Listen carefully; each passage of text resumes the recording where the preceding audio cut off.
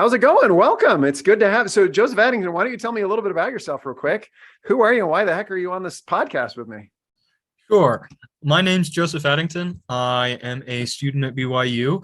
Um, More importantly and pertinently, I am the president of Young Georgists of America and the managing editor for the Progress and Poverty Substack. So I am here because Ben has kindly invited me to talk about Georgism today, and I'm excited to be here with you and explain And a little bit about this. this might be the nerdiest thing I've ever done, but like, this is the joy of having a podcast. Is I can be like, I just want to talk about the land tax for an hour. Like, let's just talk about the land tax. This is gonna be so fun. So my heart of hearts, like, I'm writing a little series, and I'm tell me if you think that this would be interesting. I'm thinking, so Andrew Yang just announced his forward party. And my thought is, what if, think about this, what if what we did was have a weekly series that's called 5 Ideas That Are Better Than the UBI? And every week there are 5 new policy ideas which is not a low, it's a pretty low bar to clear. I don't really love the UBI. I think the universal basic income is kind of a terrible idea. But people got really excited about it because it was a new innovative policy. And so, like, in my heart of hearts, I'm a policy innovator. Like, I love thinking about how things work and the push and pull and how all of this stuff goes. Georgism, I guess I would say, Georgism is especially focused around the land tax, or at least that's what I always hear. Why don't you tell me what is Georgism? Who does it come from? And why are you such a firm believer in it? And then we're just going to have a royal good time. Yeah, absolutely. So I guess the easiest way to kind of understand where Georgism comes from is to explain a little bit about Henry George. Georgism is named after Henry George, who was a very, very influential political economist in the late 19th century. So just a little bit about him. He was born in Philadelphia, but later, as a kid, he went to sea. When he was 15 years old, he decided he left Philadelphia, got on a ship, sailed around the world, and eventually he settled in San Francisco. He married and he started working in the printing business there.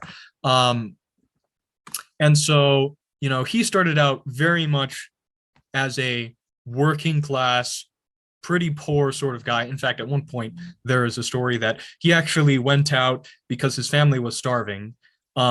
He went out and he begged for money, and he said, I went up to the first person who looked like he had money and asked him, please give me money because my wife and my children are starving. And he said, I think at that moment I would have been willing to kill him, but thankfully, he gave him money to help his family.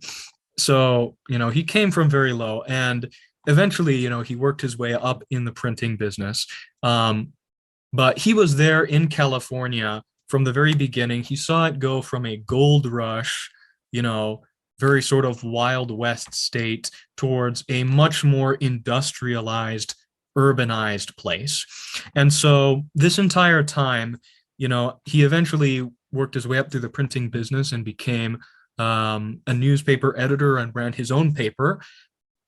And so while he was, in the process of lifting himself up out of absolute poverty, he was pondering something that had always kind of confused him, and that he had noted while he was, sailing around the world in his youth, which was, for some reason, it seems like wherever there is technological progress, then poverty also gets worse. In the United States in the 18th century, this was really obvious. There were many more poor, homeless people in the industrialized eastern United States than there were out west in California. There were far more people, in the dregs of poverty in industrialized Great Britain than in industrializing America. And so this was a real conundrum for a lot of people.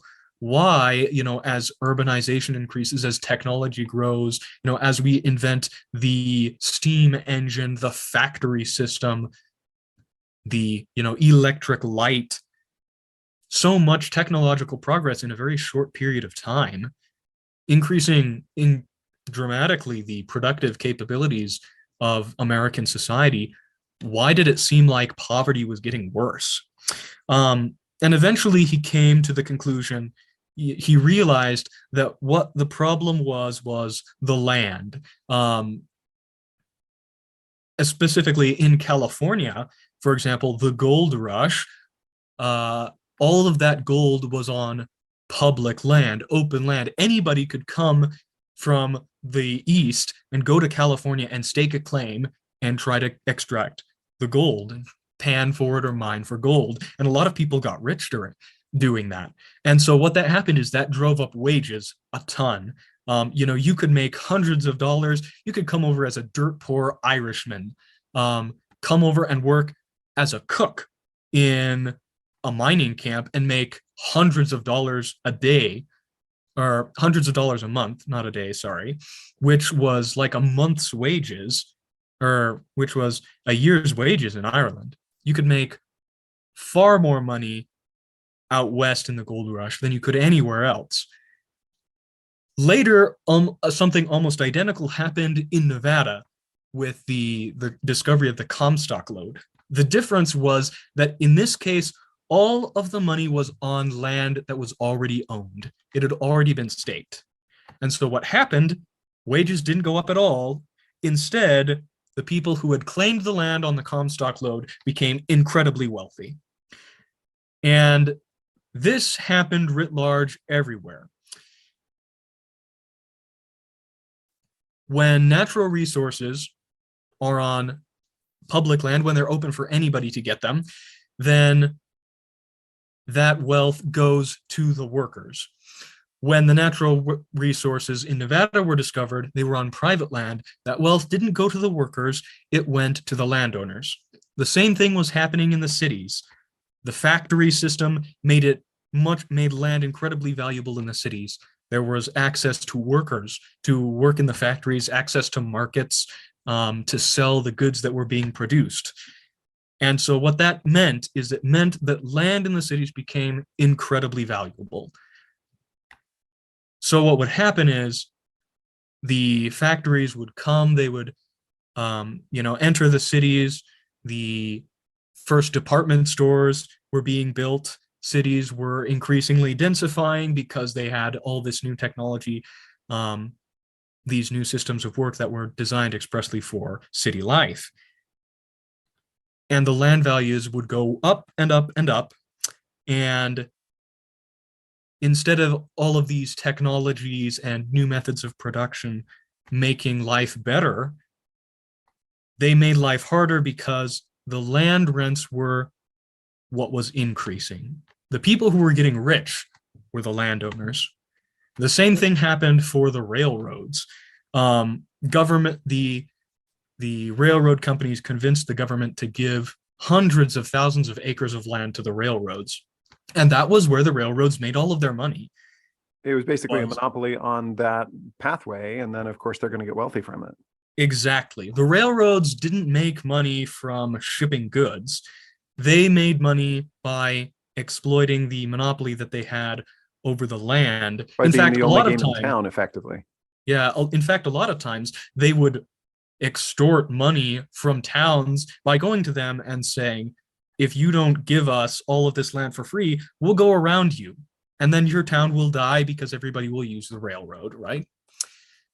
And they'll just go past you. Interesting. Okay, so I have so many questions. So first, how do modern political economists see Henry George? I mean, I'm intrigued by this. How much weight does it carry? Is it taught in economic schools? Is he kind of a heterodox figure, or is he well accepted? I mean, what's kind of the status? Yeah, so that's kind of the funny thing. Economists generally think very well of Henry George. And in fact, if you read most basic economics texts, when they talk about things like incidence of taxation, then the land value tax comes up as, a tax which is the most efficient tax. Like Samuelson's Basic Economics, which was the foundation of the most schools of economics published back in the late 50s, extremely influential, talks about the land value tax as just that kind of tax, perfectly efficient because land is a good of fixed supply.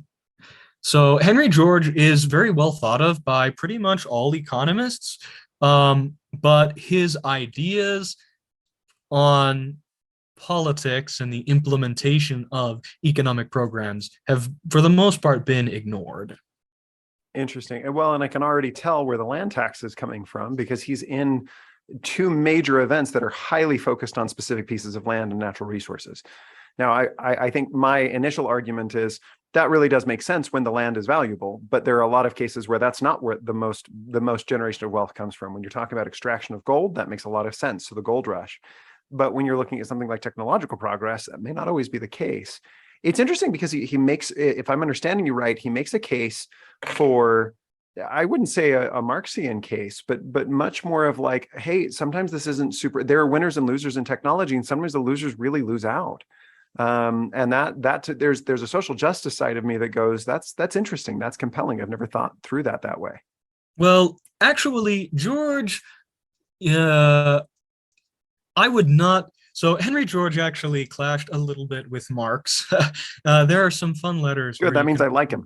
yeah, there are some fun letters you can read, what Marx said about Henry George, because several people actually sent Marx a copy of Henry George's seminal book, Progress and Poverty, and he called it, capitalism's last ditch.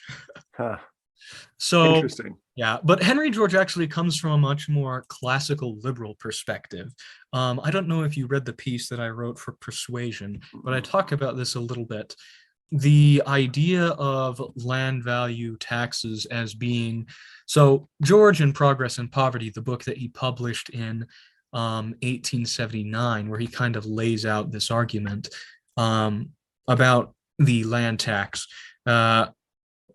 His essential argument was that, so land rents, the money that is made from land, doesn't come from producing a good or service. Land rents are access charges. The land exists independent of the landowner, right? What you're paying for is access. If you got rid of all the landowners, if you snap them out of existence, like Thanos, for example, and all the landowners disappeared, then the amount of land would still be exactly the same. So landowners aren't providing anything. Instead, what is being charged for is access to the labor and capital of other people. So basically, if I have, for example, a landowner in New York City who rents out a piece of land, right? What is being paid for is access to the labor and capital of the people in New York City. They provide workers. If you want to build a factory on the land, those are the workers that will make the factory run. If you want to build a shopping center, those are the customers and their capital that are going to shop there. If you want to build a housing development, right? Those are the people who are going to pay to live in your housing development. So what landowners are charging for is for the industry of the community around them. It's interesting. I can remember back to when I was in DC and I was working for kind of an advocacy lobbying firm. And I went to one of those, DC events where they have lunch and it's just kind of a policy white paper discussion. They were so fun. It was one of my favorite parts about being in DC. And somebody raised his hand and just said at the end in the Q&A, they said, well, have you run the analysis on the land tax? And this guy had this white face all of a sudden. He was stricken and he said, I can't start talking about Georgism right now. If I do, I'll never stop. And I'm sure you've thought about it much deeper than I have, right? Like it was very much this like, this is like he had been haunted by the ghosts of Georgians past, right? Like he knew that this, once somebody stars, like they know everything about this thing. And so it's always kind of made me laugh. But so the land tax idea is really interesting. So some of the benefits to this in economics terms, if you choose something that is easy to get out of, then people try to get out of the tax. Now, in my mind, that can be used in a good way where you tax bad things. So if you tax alcohol, then people consume less of it.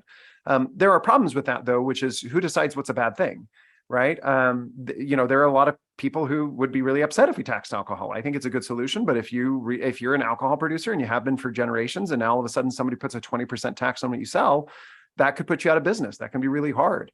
If you're a consumer, right? Like that's a thing too. With a land tax, like you're not going to want to suddenly get rid of the land.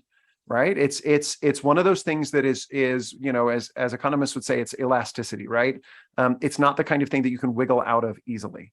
And so one of the benefits of the land tax is that. Are you personally an advocate for replacing some of our worst taxes with a land tax?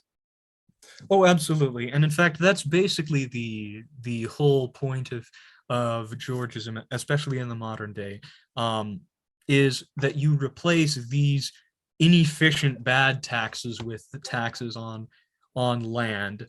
So if you want to get into like the economic benefits of the land value tax, starts with the fact that, like you said, land is an inelastic good. Whatever you tax, you get less of. If you tax buildings, people will build less. If you tax income, people will earn less. If you tax sales, people will sell less, right? If you tax investment, people will invest less. And so all of these cause if you tax land, you cannot actually get less. Exactly. That doesn't work. If you tax land, you never end up with less land. It comes all out of what in economics is called the producer surplus. The other thing that this means is that taxing land is that land taxes can't be passed on. If you tax a landlord, right, it will always come out of the money that the landlord is paying. They can't just increase the rent and pass it on to the tenant, right? Occasionally you get people who are concerned about this. If you pass a land value tax, they say people will just increase rents. That's not how it works. Economics, in economics, prices are determined by supply and demand. A land value tax doesn't alter the supply of land, and it doesn't change what people want to use land for. So the price is the same. So what I'm hearing is the competition is going to squelch that anyway. It's not like they're just going to, it may shift the price, but it's not going to be because they suddenly get greedy and go, oh, now we can just up the price a whole bunch. They're gonna now I need to figure out the incidence issue, because I suspect that you're smarter than me on this issue, but I'm not fully making the connection, because if all of a sudden you tax land ownership more, I would see a lot fewer people who have the capital to build new apartment buildings, for example. And so you would have less in supply in that way. You still have the land, but you don't have access. Again, it's the labor and capital issue that's reduced. So let me ask you this. The federal government owns, I don't know, like 40% of the country or some crazy huge number. If all of a sudden there's a land use tax, people aren't going to, the incentive to get that money is not any higher, right? The incentive to get to buy land from the federal government, right? To buy land. So available land could shift. Yes. So that is possible. However, that's a little bit different. Those are different markets, you might say. Sure. So the land supply will change in response to the tax. But that's a good thing. In fact, likely what's going to happen is that more land is going to open up. Because in fact, that's one of the purposes of the land value tax. Because you would be taxed on an ongoing basis for using land. Say, for example, the idea is that you charge based on the rental value. So if a piece of land would rent out on the market, excluding improvements, of course, I should note here that the land value tax specifically differs from the property tax in that it excludes buildings and improvements on the land. So whatever you have built on the land will not change its value. It doesn't change the tax, right? That's important. So let's say a plot of land would rent out for $1,000 a year on the open market.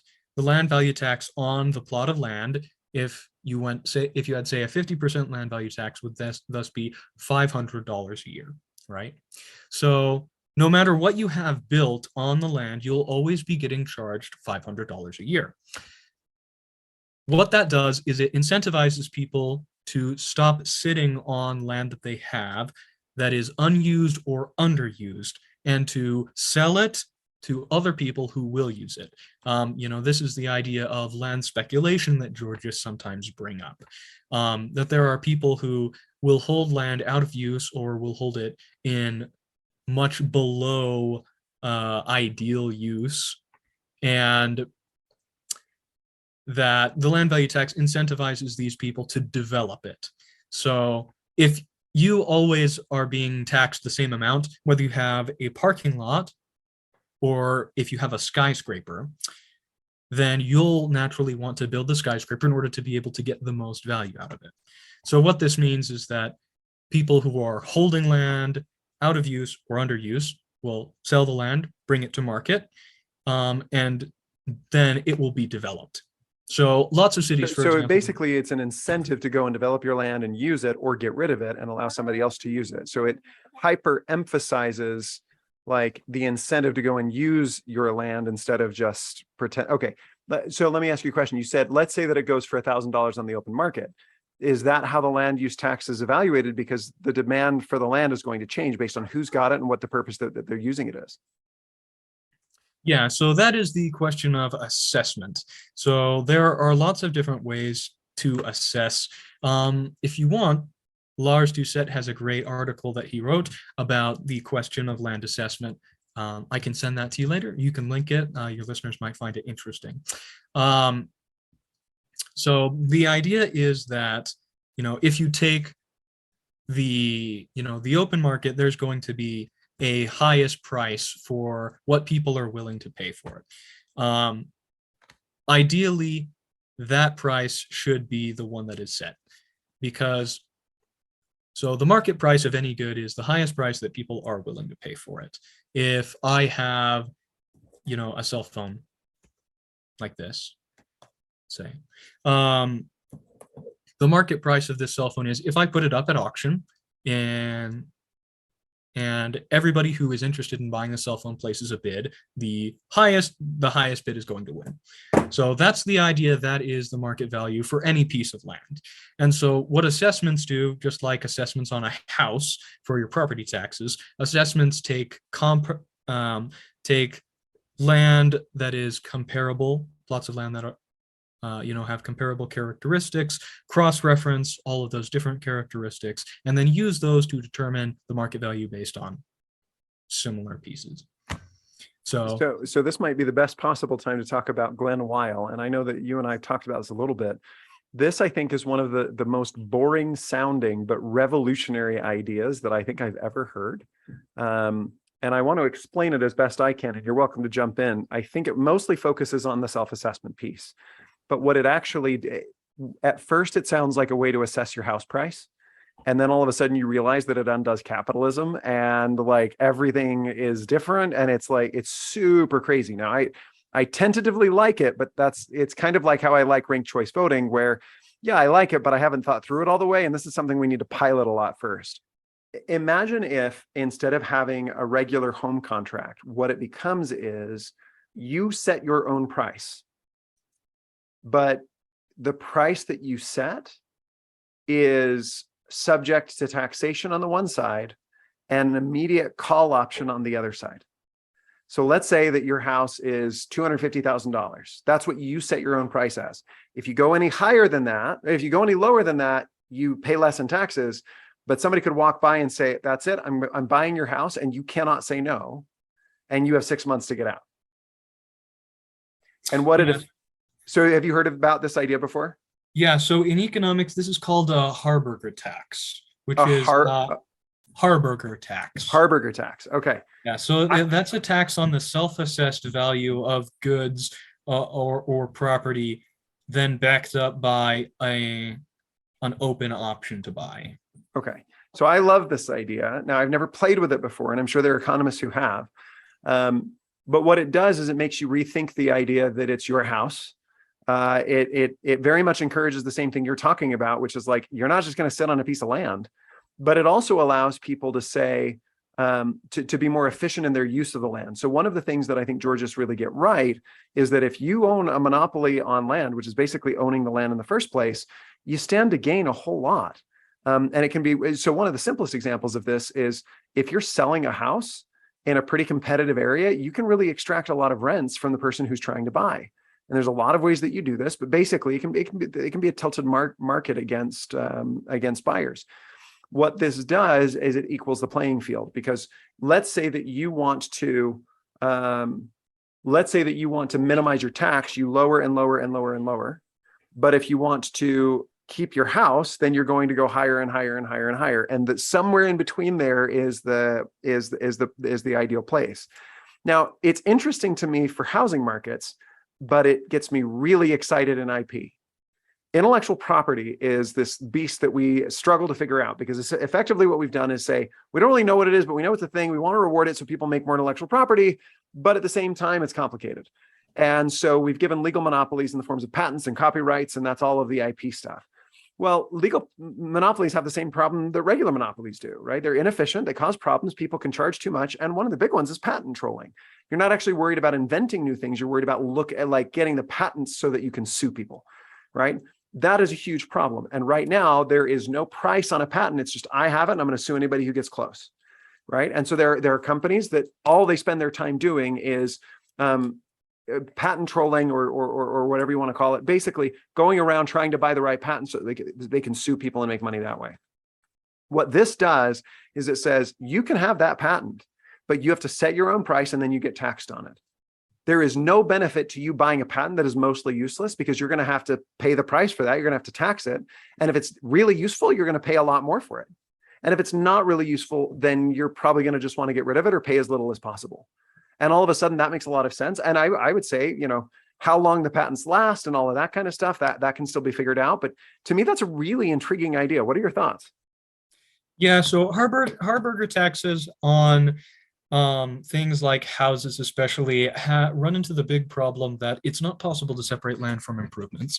So from a Georgist perspective, so Whale is not really a Georgist because he would like to tax all wealth, including capital, whereas Georgists are strictly against the idea of taxing capital. As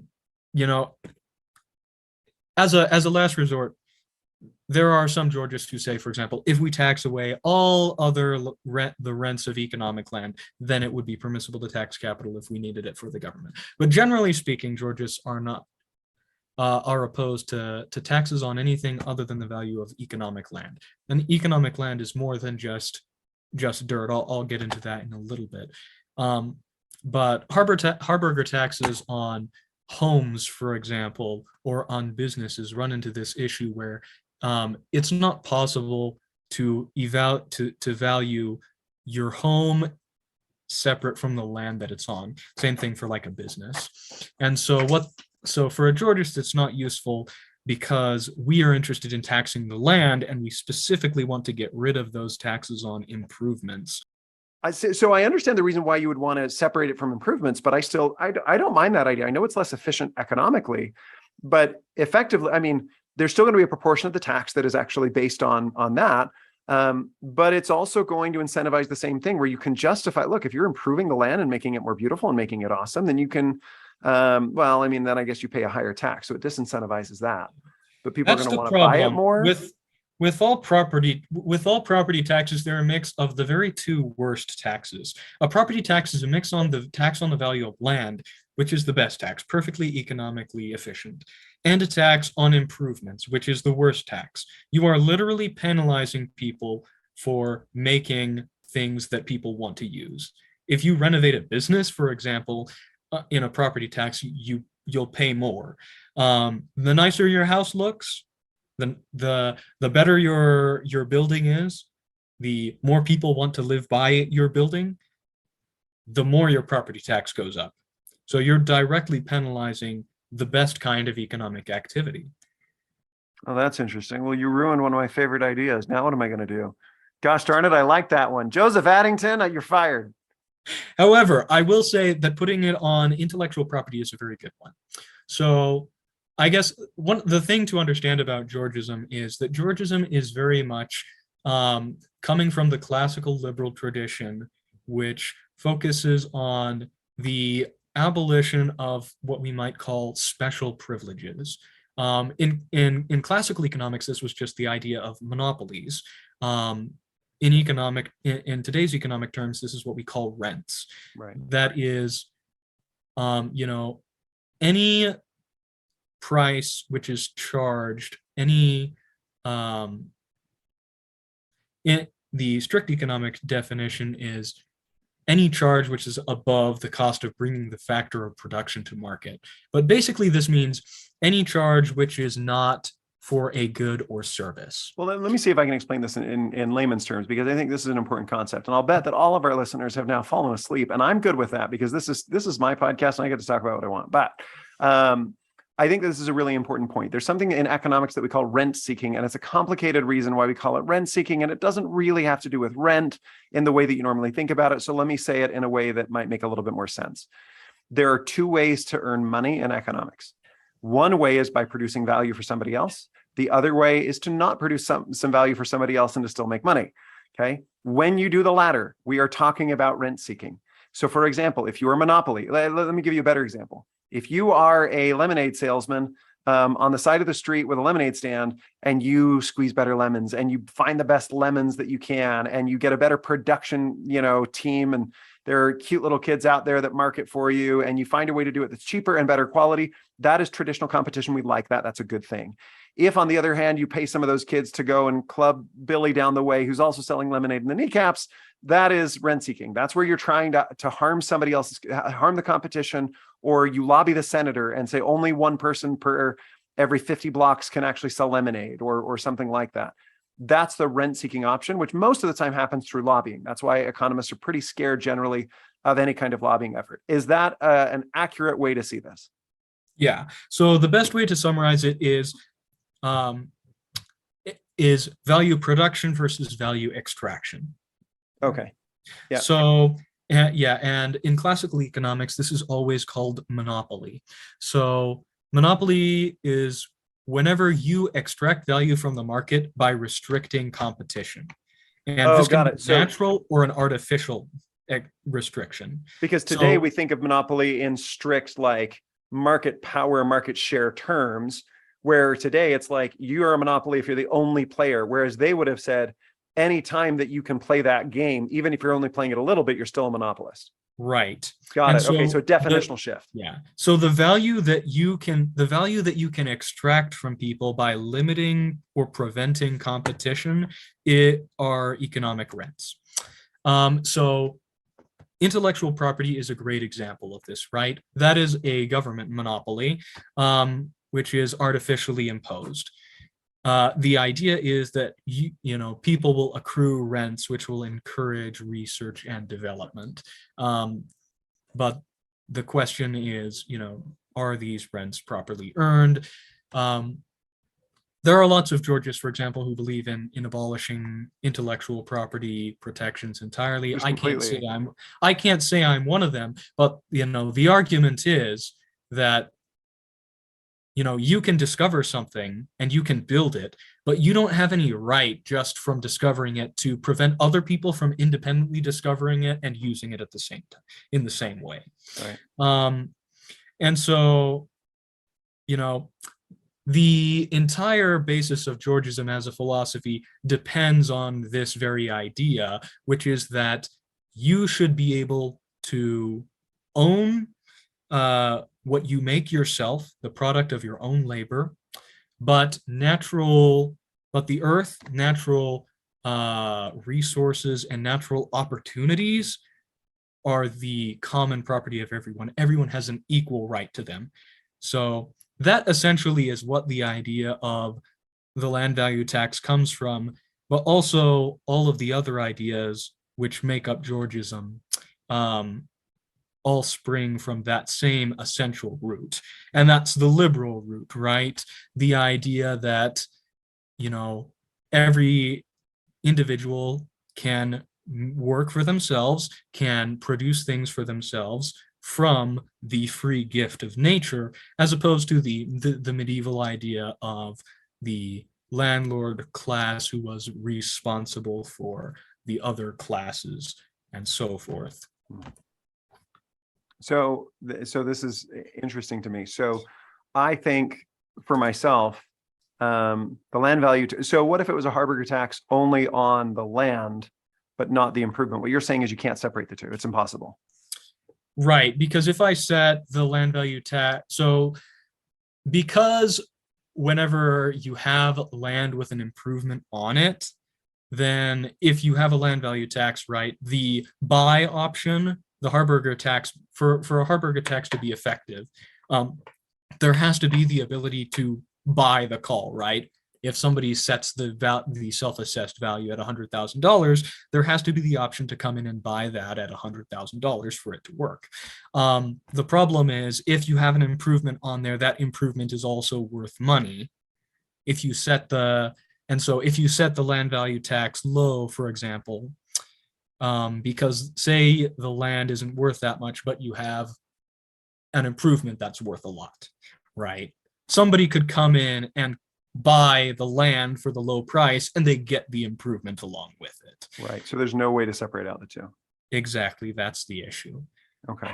Well, then the next question is, okay, so IP, are we still on the right page about that? Could we do it in such a way? Because the argument that my friends raise when they say get rid of all IP is actually pretty straightforward. And what they say is, yes, it does good and incentivizes people to create things and invent things, but it causes more harm than good. Because then you divert creative capacity away from creating new things and focus on holding onto that monopoly, right? It's the rent seeking where you're worried about clubbing Billy in the kneecaps with your patent instead of worrying about producing a new cool thing that comes with a patent. Now, I think that reform of IP makes sense anyway.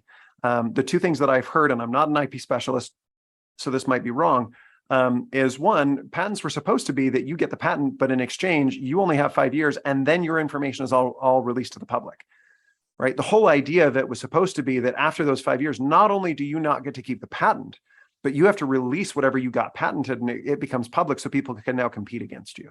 So you get a leg up or a head start, but after that, it's done. The second thing that I've heard from people is, 14 years, 50 years, 100 years, depending on whether we're talking about, trademarks and copyrights and whatever. A lot of it's just too long. And then just shortening it seems like it's there's an equilibrium price and we don't know exactly what it is, but it sure seems like a lot of this is just way too long. And you could even kind of sliding scale it with the price. I guess I should say, if you have to self-assess the price, every year that you still have patent value, you're going to see the value of the patent go down like this until it's just not worth anything, because that's when it gets released. And that to me seems quite attractive, to be able to see that, if you make something really cool, you should have 5 years to make some money off of it. That's a good thing if you make a new drug or whatever else. But if it's not that exciting of a patent and somebody else wants to buy it for, $50, then they should be able to. So are there any other reasons why you would say no to the IP Harburger tax? Yeah, so Harburger taxes on IP are perfectly fine because IP is a pure monopoly. So you can set the tax on that, and there's no question of separating land on improvements, or separating land and improvements. So the Harburger tax on IP is actually a perfectly good idea for doing intellectual property reform. I think a much easier thing to do is just go through and dramatically reduce the terms of patents and copyrights, which is what I would do. If I were in charge of making an IP reform bill, because a lot of it is just incredibly long, especially with copyrights. It's very ridiculous. Our copyright law is run by Disney, and it just gets extended every time Mickey Mouse comes up for public domain. It started out being 14 years, and now it's like 128 years of copyright. That's absurd. I agree. So just reducing the time might be an easier fix. Yeah. So if you're an IP abolition skeptic, then at the very least, reduce patent and copyright terms down. Other options that are available for IP reform that I would definitely consider. The Harburger tax is a great one. I've heard lots of people offer that one up. Another one is using the Harburger tax to offer a public buyout option for all patents. So the government will come in and can use that Harburger self-assessed price to buy up any patents that are valuable to the public. So this would be things like insulin or medicine, things that right now the United States health system faces a lot of criticism because these drugs are so expensive because of the way that we do our intellectual property regimes. So the government could come in then and buy out these patents and put them on the public domain so that cheap generics could be manufactured and bring down the prices of things that are right now very expensive because we are granting artificial Legal monopolies on monopolies. dumb stuff, and legal monopolies on some stuff that makes sense because we want to incentivize innovation, but a lot of stuff that's just patent trolling, and that doesn't make sense. And it's about how well you know the system and how many lawyers you have. And that to me strikes me as, I think that's the part that I like the fix of having the Harburger tax. All right. I should let you go. This has been a great hour. I need to end. You don't like ranked choice voting. And this is very exciting to me because ranked choice voting is the thing, but I'm a contrarian and I like not liking the thing. Whatever the thing is, I want to be the contrarian voice. So let me give the best possible version of why I liked ranked choice voting, and you can poke holes in it as you successfully did with the Harburger taxes. I like ranked choice, and the reason is a few different things.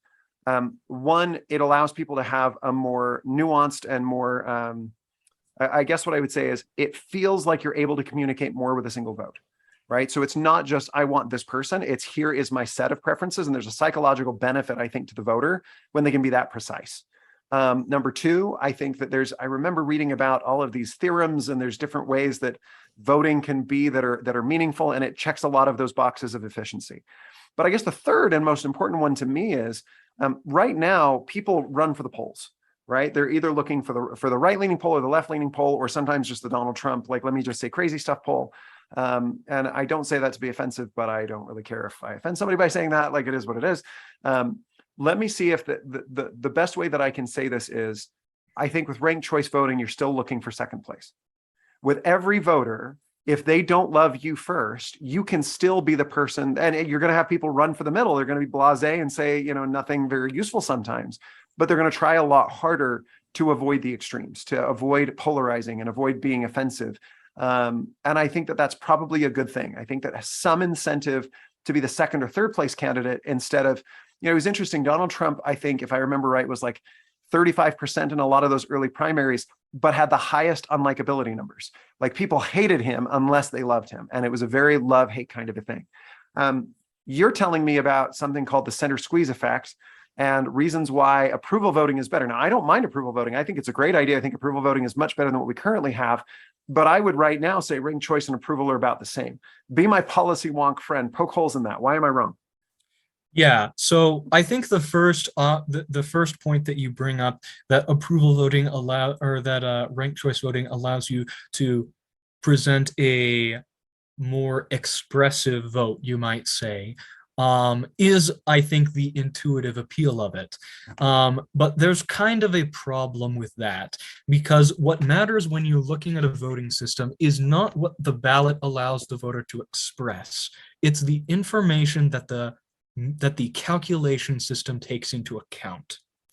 And so the problem with ranked choice voting is that a lot of the information that is being expressed by the voter in a ranked choice system ends up getting thrown out in the calculation phase. The center squeeze effect is a great example of this, because say you have a candidate on the left, a candidate on the right, and a candidate in the center.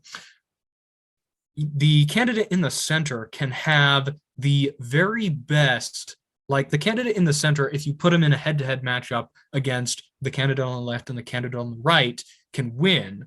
But if they come in last in the first place votes, then they'll get eliminated. And it will come down to either the left or the right candidate. So, for example, you said second choice, people would run for second choice. That's exactly the scenario in which ranked choice voting underperforms, because say there's a candidate that's very popular as a second choice, but is the least popular as a first choice. Say every single person would vote for them as a second choice, but they're not very popular as a first choice. They would be eliminated from ranked choice voting in the first round because they have the fewest least choice vote preferences. Okay, so let's put names to this, not because we want to embarrass anybody, but so that we can grapple with it more meaningfully. You've got three candidates. You've got, I'm trying to think of good examples. You've got Let's go ahead and say Bernie Sanders on the left. Well, I was going to say AOC, Alexandria Ocasio-Cortez, right? A real firebrand on the left. I don't say that's a bad thing. and then a real firebrand on the right, Tom Cotton or Josh Hawley, right? Or Ted Cruz on the right. And then you've got boring Mitt Romney in the middle. What you are saying is effectively that's going to underperform and you're going to go right back to a regular vote, because either it's going to be AOC and then Ted Cruz, or it's going to be Ted Cruz and then AOC, but Mitt Romney's going to lose. No matter how you slice it, he's going to be squeezed. Yeah, because how the ranked choice system works is it tallies up first place votes, right? Then it eliminates the person with the least first place votes, and their votes will go to their second choice. So let's say that you have Mitt Romney in the middle. Let's say there are 100 people voting in the election, right? 30. So let's say that you have 35 people that like, let's say Ted Cruz is on the right and AOC is on the left, right? Let's say you have 35 people that like Ted Cruz. You have 30 people that like AOC. And then you have 30 people whose first choice is Mitt Romney, right? And then let's say every single other person puts their second choice. Let's say every single person who voted for Ted Cruz and AOC put their second choice as Mitt Romney, right? He has a 70-30 favorability in the second place round. He will get eliminated in the very first round because it was 35-35-30 in first choice votes. He had the fewest first choice votes. He's eliminated. His voters, then their second choice votes will go, and it will sort out between Ted Cruz and AOC depending on who of Mitt Romney's voters liked, which one of them Mitt Romney's voters liked the best. And so what this does is it means that ranked choice voting fundamentally doesn't change the two-party system. It is always incentivized towards polarization, towards the ends of the spectrum. Would you still we have a lot of evidence of this. Ranked choice voting has been used in Australia for more than 100 years. Since 1918, ranked choice voting has been the way that Australia elects their lower house of representatives. And Australia has a two-party system. So we know from this isn't just hypothesizing. There's empirical evidence on this. Exactly.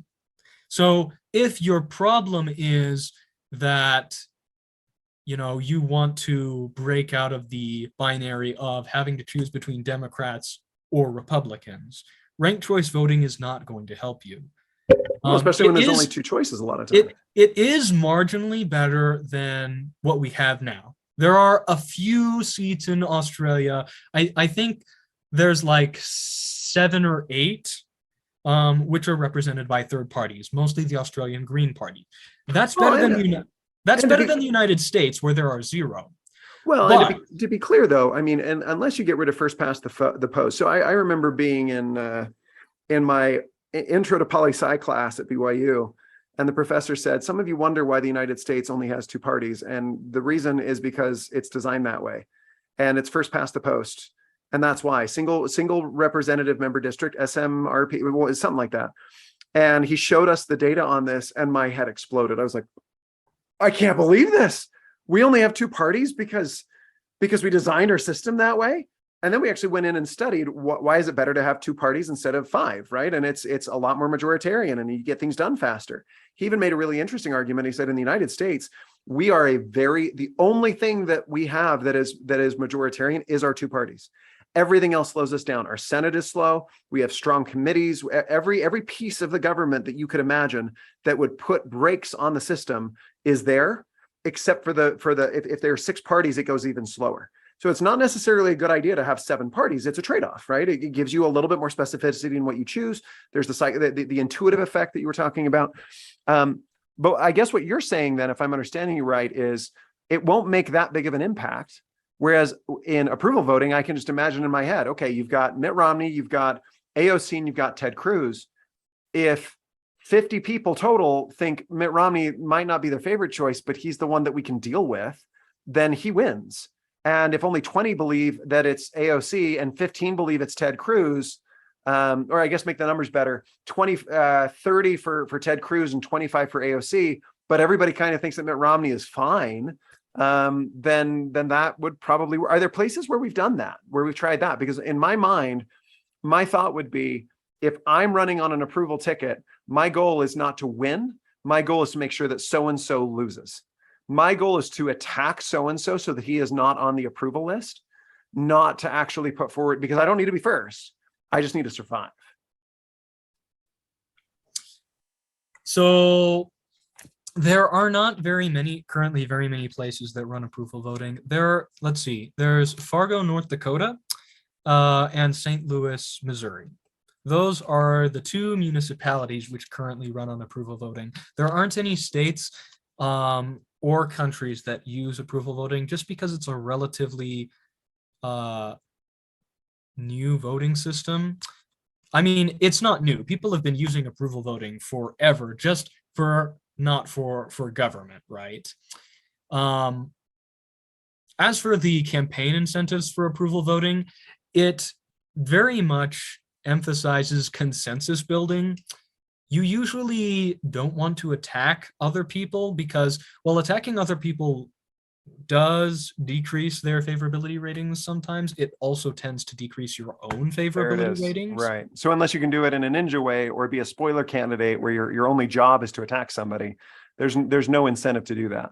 Exactly. So here's something that also might interest you. If you want something that is like approval voting but allows you to express yourself more, to express more information on voter preferences on the ballot, then you can always do what's called range voting. Have you heard of range voting before? No, so sounds interesting. Range voting is basically just a rating system. You give each candidate a rating from, let's say, from 1 to 10, right? And then you just add up all the ratings, and the person who has the highest total rating number wins. Oh, so I like that idea.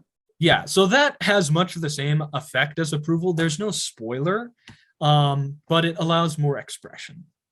So I mean, because one of the things that I've thought for a while is, what if you gave everybody 10 votes? This is the same idea, right? And you can vote for as many people as you want to, as many times as you want to. Now, I like this better because it's a little bit more straightforward in terms of, no, you have to give everybody a rating from 0 to 10. So it's not, use up your votes. You can give everybody a 10 if you want to. It's just it's kind of a wasted vote. The other thing that it incentivizes, though, is that incentivizes you to learn more about the third party, the dark horse candidates that you've never heard about before, because you got to put a number on them. You can't just not vote for them. You actually have to say no or yes or a 5 or a 7 or a 2. And I think that kind of homework doing for the American people would not be a bad thing. Yeah. So that would be in fact, I like range voting a lot more than approval voting. I advocate for approval voting because it's very simple to implement, and it's pretty high trust, right? Especially in the current political environment, people's trust of the ballot matters. And so simplicity of implementation and understanding how the system works matters. Approval voting, the system for voting is exactly the same as what we do now, except instead of check one box, it's check as many boxes as you like. And same thing, calculation works the exact same way. Fascinating. It's just you add up the votes. Joseph, this has been such a joy. Thank you. Where can people learn more about your work? If you have, are you on Twitter?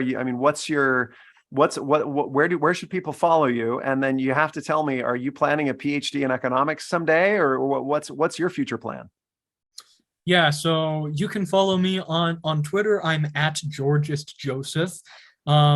You can also follow the Substack that I manage, which I'm the managing editor for.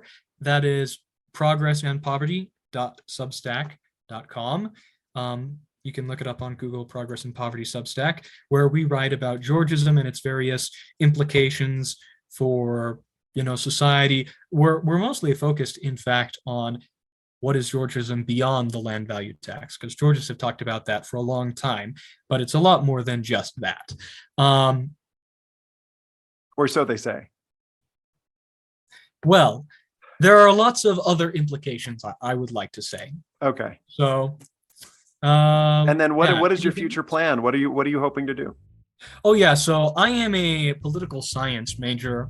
I mostly study political philosophy, but currently my plan is actually to go into law. All right. Well, good luck. Be well. Don't let the legal profession get you down. And don't sue me. But this has been great. This has been a lot of fun. Thanks for nerding out with me, and we'll talk to you another time.